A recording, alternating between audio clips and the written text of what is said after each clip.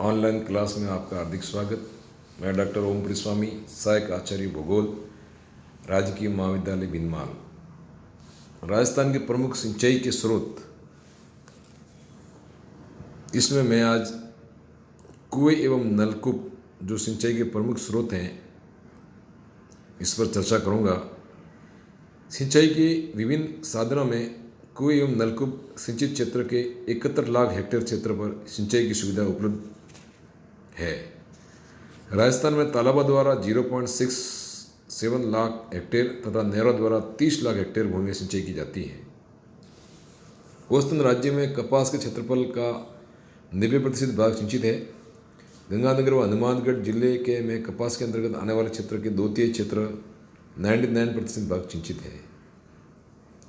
राजस्थान में जो कुएं एवं नलकूप है इस पर प्रकाश डालेंगे। राजस्थान में सिंचाई के प्रमुख साधन कुएं के अंतर्गत 67 लाख प्रतिशत क्षेत्रफल आता है। इसके द्वारा सिंचाई उन्हीं भागों में की जाती है जहां इनके निर्माण के लिए औसत भौगोलिक दशा उपलब्ध है। अधिकतम कुएं वहीं बनाए जाते हैं जहां जल स्तर रेखा भूमि के निकट पाई जाती है।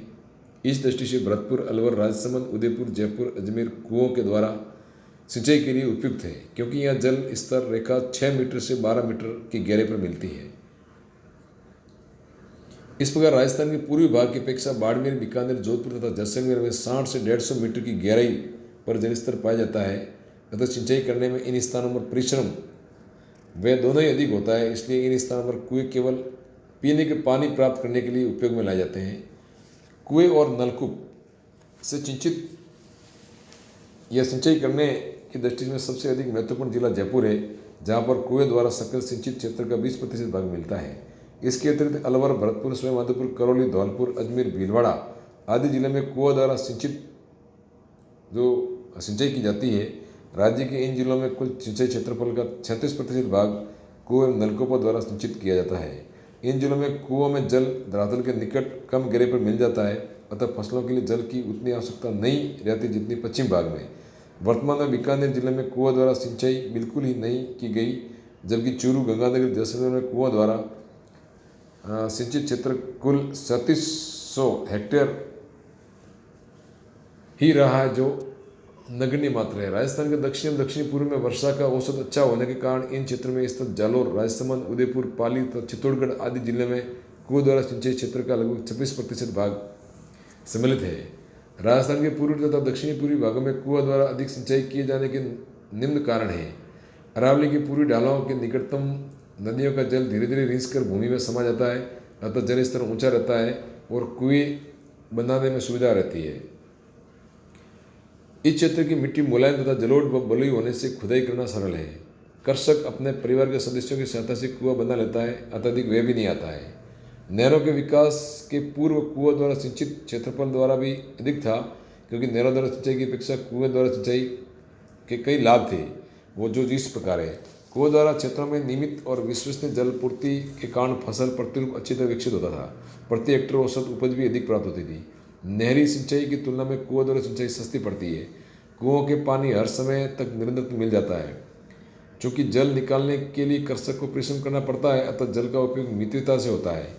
ऐसा नहीं कि कुओं से सिंचाई करने पर लाभ ही लाभ हो, परंतु कुछ दोष भी होते हैं। कुओं से पानी निकालने में साधन महंगे हैं, साथ ही ऊर्जा की कमी सबसे महत्वपूर्ण है। यदि लगातार अधिक समय तक कुओं का जल निकाला जाए तो सूख जाता है। वर्षा निरंतर होना आवश्यक है। कुओं से केवल सीमित क्षेत्र में ही सिंचाई की जाती है। उदाहरण के लिए कच्चे कुएं 15 हेक्टेयर तथा पक्के कुएं 6.8 हेक्टेयर भूमि में ही सिंच सकते हैं।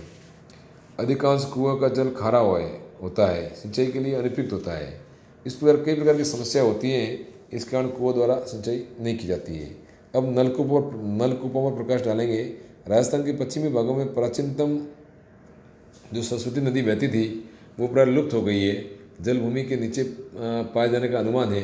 लूणी नदी के बेसिन में भी इस प्रकार के जल स्रोत मिलते हैं। जैसलमेर से 5 किलोमीटर पश्चिम में 312 मीटर की गहराई पर खोदे गए नलकूपों प्रति घंटा 3018 लीटर पानी पर्याप्त हुआ है। इस प्रकार राजस्थान में नलकूपों का निर्माण उन क्षेत्रों में संभव है जहाँ जल 15 मीटर से अधिक गहराई पर पाया जाता है।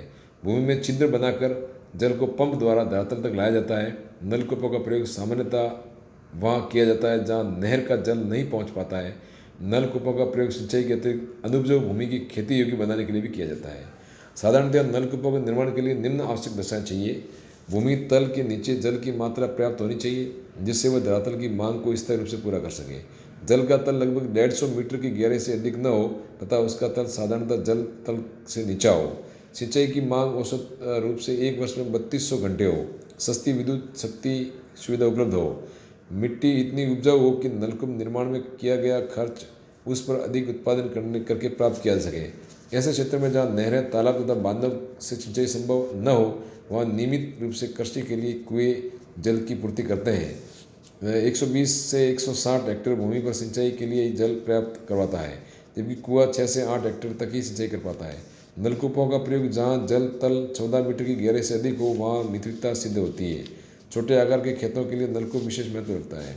1950 से सन 1960 की अवधि के दौरान 12 नलकूप स्थापित किए गए थे, लेकिन नलकूपों के संबंधित वास्तविकता कार्य 1960 के बाद प्रारंभ हुआ और वर्तमान में तो राज्य में लगभग 15,000 नलकूप यहाँ लगभग फैले हुए हैं। इसके प्रतिवर्ष लगभग 12,000 हेक्टेयर भूमि पर सिंचाई संभव है। नलकूपों के माध्यम से सरकार ने विस्तार कर पूर्वी भाग में सीकर, झुंझुनू जैसे मरुस्थलीय क्षेत्र सहित जयपुर, दौसा, सवाईमाधोपुर, करौली, अलवर, भरतपुर, धौलपुर जिले में लगभग 1.140 मिलियन टन मीटर पर भूजल उपलब्ध है और सिंचाई की जाती है। अन्य जिलों में नलकूप सिंचाई के लिए बनाए जा सकते हैं। नलकूपों का विस्तार के लिए सरकार ने सामुदायिक नलकूप योजना का विकास किया है। ये योजना सीकर, झुंझुनू, नागौर, जोधपुर, पाली, जालोर, अलवर, भरतपुर, सवाईमाधोपुर, करौली, धौलपुर तथा टोंक जिले में इस योजना के फलस्वरूप नलकूपों का विस्तार किया जा रहा है। नलकूप विकास में कई कठिनाइयाँ भी आती हैं, ठीक है ना। पहला तो ये है कि विभिन्न क्षेत्रों में मिट्टी एवं वर्षा में विषमता पाई जाती है, इसलिए राज्य में विभिन्न भागों में केवल एक ही निराकरण संभव हो पाया है। दूसरा है उदयपुर, राजसमंद, भीलवाड़ा, चित्तौड़गढ़ जैसे क्षेत्र चट्टानी शैल समूह होने के कारण नलकूपों के लिए उपयुक्त नहीं है, इसलिए विस्फोट प्रक्रिया का विकास किया जा सकता है। देश के अन्य राज्यों की अपेक्षा राजस्थान में नलकूप लगाना काफ़ी खर्चीला होता है। जैसलमेर तथा बाड़मेर के कुछ निश्चित भाग में नलकूप गरीब कृषक वहाँ पहुँच पाता है।